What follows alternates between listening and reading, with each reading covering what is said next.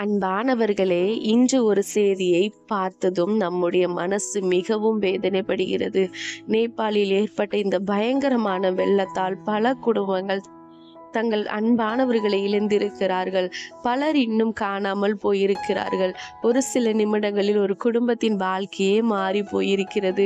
நேற்று வரை தங்களோடு இருந்தவர்கள் இன்று எங்கே இருக்கிறார்கள் என்று தெரியாமல் குடும்பங்கள் கண்ணீரோடு காத்திருக்கிறார்கள்.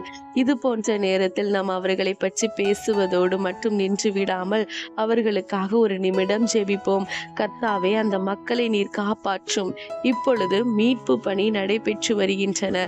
மீட்பு குழுவினர்கள் தங்கள் உயிர்களை பொருட்படுத்தாமல் பல இடங்களுக்கு சென்று மக்களை தேடி வருகின்றனர். அவர்களுக்காகவும் நாம் செபிக்க வேண்டும்.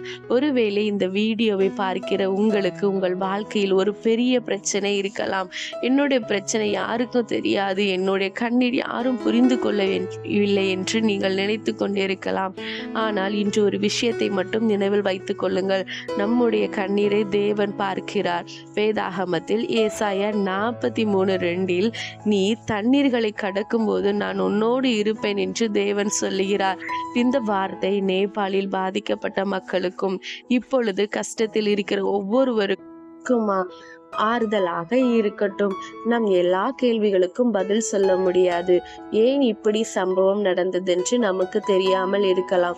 ஆனால் ஒரு விஷயம் செய்ய முடியும். நம்மால் முடிந்த உதவியை செய்யலாம். முடிந்தால் நிவாரண பணிகளுக்கு உதவலாம். முக்கியமாக அவர்களுக்கு ஜெபிக்கலாம்.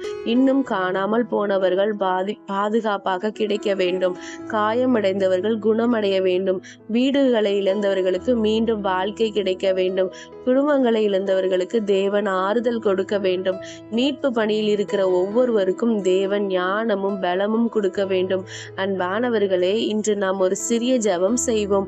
அன்பான பரலோக தகப்பனே, நேபாளில் பாதிக்கப்பட்ட ஒவ்வொரு குடும்பத்தையும் உங்களுடைய கரத்தில் ஒப்படைக்கின்றோம்.